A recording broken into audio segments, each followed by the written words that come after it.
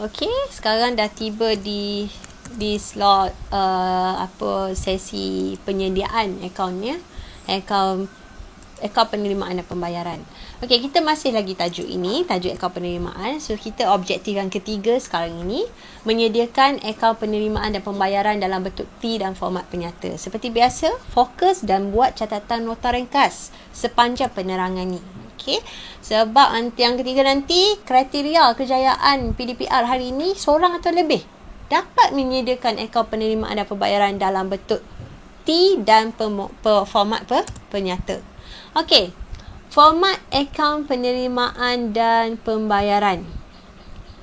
Sebelum kita sedia penyediaan akaun penerimaan dan pembayaran, kita kena tahulah akaun penerimaan dan pembayaran ini wajib ada dalam Kelab dan Persatuan. Okey, boleh disediakan dalam dua bentuk. Ada dua bentuk ataupun dua jenis format akaun penerimaan dan pembayaran. Sama ada dia berbentuk T ataupun berbentuk penyata. Okey, item-item penerimaan kita dah kenal. Item-item pembayaran pun kita dah kenal. Okey, macam biasa kalau berbentuk T, okey, dia seperti sifatnya seperti buku tunai. Dia memang akaun penerimaan dan pembayaran adalah ringkasan yang dibuat daripada catatan buku tunai yang dibuat. So, sifatnya seperti buku tunai. Apa-apa duit masuk akan catat sebelah debit. Bila berbentuk T. Okey. Semua pembayaran akan dicatat belah kredit. Okey. Sebab itu maksudnya wang keluar. Okey. Akaun penerimaan dan pembayaran bagi tahun berakhir, jika berbentuk T, yang jelas dia mesti bentuk T. Okey, dia bentuk T. Dia ada ruangan debit, dia ada sebelah debit, dia ada sebelah kredit. Okey. So sebelah debit ini, ingat, akaun penerimaan pembayaran dimulakan dengan baki awal. Dia mesti ada baki BB. Seingat kita buku tunai, ada kan? Dia mulakan dengan baki awal buku tunai kita. Berapa duit tunai kita bulan lepas atau tahun lepas yang tak habis digunakan, dibawa ke tahun yang baru. Okey, yang kita akan guna. So, baki awal ini akan ditambah semua duit penerimaan. Okey, dan ditolak semua pembayaran yang berlaku. Okey, pembayaran yang kita baku, kita beli ke apa ke, kita bayar semua item pembayaran yang dah kita kenal itu. Akhirnya, kita dapatlah baki HB, baki hantar bawah untuk yang kita bawa, maknanya baki duit yang kita tak habis guna sepanjang tempoh perakaunan ini, yang mana akan merupakan baki BB untuk bulan seterusnya. Okey, baki awal untuk bulan seterusnya. Itu adalah berbentuk T. Okey, berbentuk T. Maksudnya, akaun penerimaan pembayaran berbentuk T, belah debitnya akan ada baki awal dan semua penerimaan. Kita campur baki awal dengan penerimaan, kita akan tolak semua pembayaran, maka kita dapatlah baki akhir untuk akaun penerimaan dan pembayaran. Okey. So ini semua, ini format ini akan ada juga di muka surat 196. Okey. Format bentuk penyata pula. Bentuk penyata memang dia tak ada garisan tengah lah, dia tidak berbentuk T.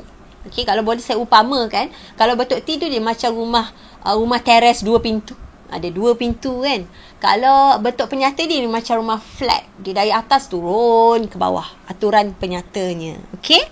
Akaun penerimaan dan pembayaran bagi tahun berakhir, dia masih perlu mula dengan baki BB. Bila kita nak buat akaun penerimaan ni, kita mesti mencari baki awal. Baki awal tunai kita berapa. Okey. Baki awal tunai kita berapa. Baki awal untuk kita letakkan di akaun penerimaan dan pembayaran. Tak ada duit, macam mana nak bayar kan? Ataupun ada duit lebih dari bulan lepas, kita bawa ke tahun lepas, kita bawa pada bulan ini. So ditambah semua penerimaan. Ada perkataan tambah. Okey, penerimaan, kita senaraikan semua penerimaan, kemudian kita bawa. Ingat ada 2 kolom. Okey, format penyata mesti ada 2 kolom untuk ruangan amount. Okey, ruangan amount ini mesti ada 2 kolom, sebab kolom pertama untuk senaraikan semua penerimaan, kemudian kolom kedua adalah jumlah-jumlah yang kita akan campur. Macam saya kata tadi, baki awal akan ditambah dengan jumlah penerimaan. Okey, dapat satu jumlah. Okey, jumlah duit inilah yang akan kita buat pembayaran. So kita tolaklah semua pembayaran, apa-apa duit keluar semua kita catat, tolak. Akhirnya kita akan dapat jumlah pembayaran.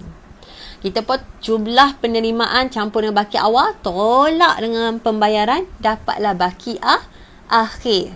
Baki akhir ini yang kita akan bawa ke penyata kedudukan keuangan. Kalau baki akhir kita ini sebelah debit ataupun bersifat positif, tak ada negatif ataupun tidak berlaku kurangan kat sini, negatif, so ia bersifat aset semasa. Sebab dia macam buku tunai lah. Ingat lagi tak buku tunai? Kalau dia berbaki debit, maksud dia aset semasa. Itulah baki tunai kita. Okay? Itulah baki tunai kita. So, di kelab dan persatuan, itu juga yang berlaku di akaun penerimaan dan pembayaran. Okay. So, di sini tutorial untuk penyediaan akaun penerimaan dan pembayaran. Okay. So, anak-anak pelajar boleh buka muka surat 197 di buku teks. Okay.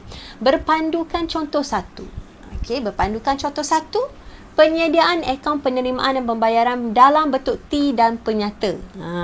So, diberilah maklumat ini. Pada 1 Januari 2017, baki tunai di bank, baki tunai di bank, Kelab Renang Sungai Chua Selangor berjumlah 21,200. Pada 31 Disember 2017, bendahari kelab telah menyenaraikan butiran berikut. Dia dah bagi dah, ini penerimaan-penerimaannya. Terdiri pada yuran ahli, bayaran masuk, sewa laci, sewa kolam. So, kita tahu ini duit masuk. Kalau bentuk T, dia akan catat belah debit.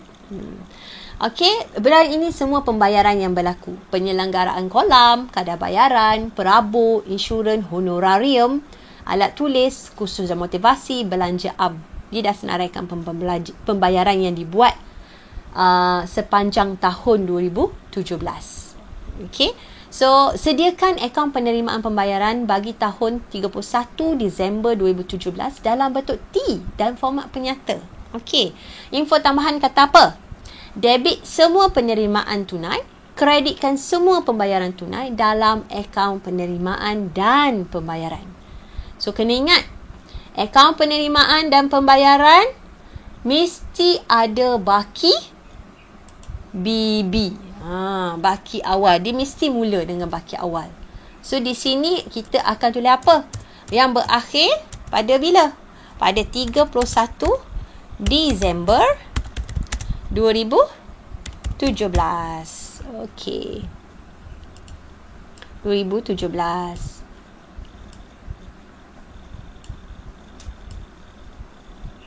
Okey, so dia berbentuk T, nampak jelas T dia.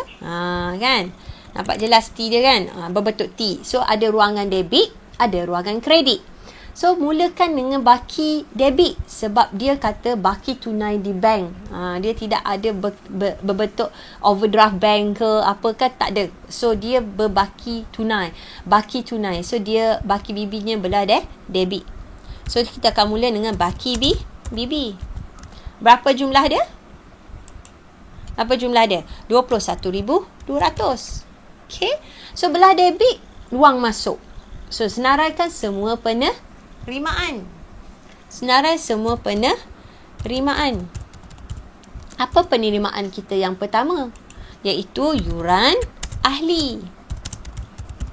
Yuran ahli 10,840. Kemudian, kita ada bayaran masuk. Iaitu 1,500. Next, kita ada pula sewa laci. Okey, sewa laci yang kita terima 1,200. Dan next, kita ada menerima sewa kolam. Okey, 10,500. Selesai belah debit. Okey, so pembayaran berlaku, duit keluar, kita akan catat belah kredit, iaitu pembayaran. Senaraikan semua pembayaran kita. Pembayaran kita yang pertama ialah penyelenggaraan kolam. Berapa? 7,600. Next ialah kadar bayaran. kadar bayaran 980. Next. Apa yang kita bayar lagi? Kita beli perabot. Duit keluar juga kan? Perabot. So, kita kreditkan. Item perabot ini 8,600. Okay, next. Apa kita bayar lagi? Insurance. Okay, sebanyak 960. Lepas insurans, kita keluarkan duit untuk bayar honorarium. Honorarium, ya, sebanyak 2,000. Okay. Kita beli alat tulis. Duit keluar. So, kita letak belah kredit. Sebanyak berapa alat tulis kita beli? 220. Seterusnya, kita bayar lagi untuk kursus dan motivasi. Okay. Ini untuk khusus motivasi untuk AJK. Okay. Sebanyak kita keluarkan 1,600. Seterusnya, belanja am. Sebanyak 450. Seperti akaun ledger sebelum ini, okay, apa yang kita perlu buat ialah kita perlu selang satu baris. Okay. Selang satu baris untuk kita tentukan baki HB dan baki BB. Kan? Baki HB akan duduk belah yang sikit. So, kita tengok belah debit dan belah kredit. Okay. So, sekali imbas, kita boleh dah anggarkan jumlah-jumlah di sebelah debit ataupun jumlah-jumlah sebelah kredit yang lebih banyak. Betul? So, kalau kita tengok di sini, belah debit lebih banyak. Belah debit lebih banyak dengan ada 21,000-nya kan. So, kita ambil calculator, kita tekan semua nombor yang ada di sebelah debit. Dapatkan jumlah besarnya. Selang satu baris. Okay. 45,240. Semua orang dapat? Okay. So, bila di sini dominan, maknanya baki HB akan duduk belah kredit. Kita tahu baki HB selalu atau sokmo duduk sebelah kredit. Sebelah yang sikit. Maksud dia, duit kita ada awal ada 21,200. Kemudian kita terima lagi duit, terima sehinggalah menjadi 45,240. Daripada duit inilah kita akan belanjakan semua berbayaran. Bayar. Akhirnya, kita dapatlah baki yang tinggal. Duit kita dari 45,240, akhirnya tinggal 22,830 sahaja. Okay. So, kita dapatlah total 45,240. Imbang dua-dua. Okay. Imbang dua-dua. Ini adalah jumlah besar. Bila ada baki HB, wajib ada baki BB. So, baki BB, baki duit yang digunakan untuk bulan seterusnya ialah 22,830. Inilah duit yang ada, yang kita mesti masukkan dalam aset aset semasa kita sebagai bank. Okey, sebagai bank kita di PKK atau Penyata Kedudukan Kewangan. Okey, ini bentuk apa ni? Berbentuk T.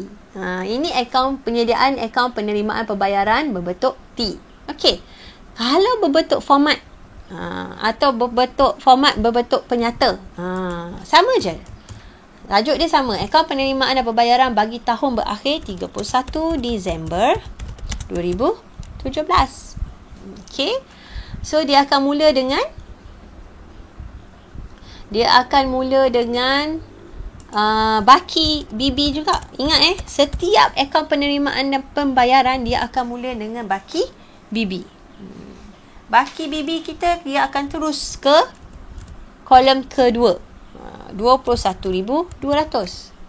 Kemudian kita akan tambah dengan penerimaan. Kita akan tambah dengan penerimaan. So, apa penerimaan yang pertama tadi? Kita ada yuran ahli. Betul? Kita ada yuran ahli sebanyak 10,840. Seterusnya, kita ada bayaran masuk sebanyak 1,500. Seterusnya, kita ada penerimaan sewa laci 1,200. Sewa kolam, ya, sebanyak 10,500. So kita pun total semua, kita akan dapat berapa jumlah penerimaan kita. Kita akan dapat 24,040. So kita akan campur dengan baki duit yang kita ada. Awal-awal kita buat akaun penerimaan. Awal-awal tahun 2017 kita dah terima duit daripada tahun yang sebelum ini sebanyak 21,200, campur penerimaan yang berlaku sepanjang 2017 24,040. So total sekarang ialah 45,240. Okey. So sekarang kita pun akan tolak pembayaran. Kita akan tolak kita akan tolak pembayaran. Okey.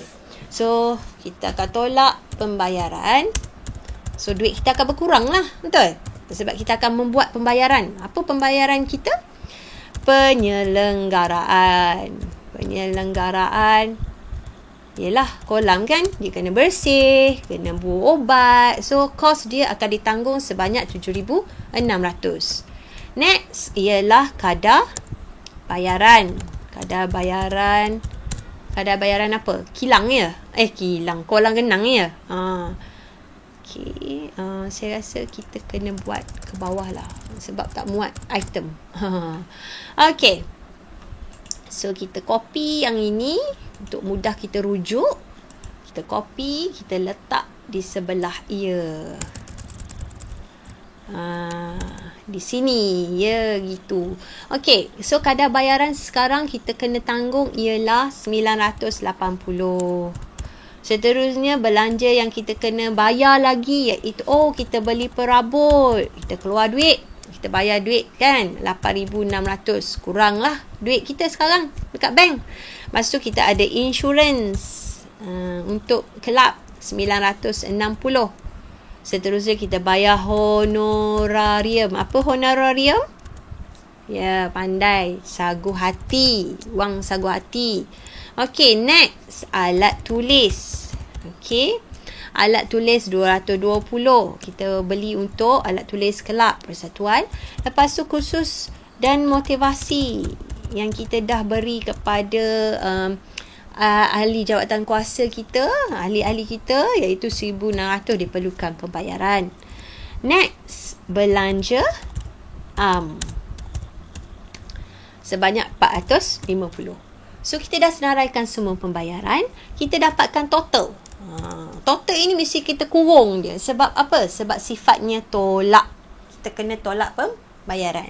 So kita total semua, kita akan dapat 22,410. Okey. So duit yang ada 45,240. Okey, bayar semua pembayaran 22,410.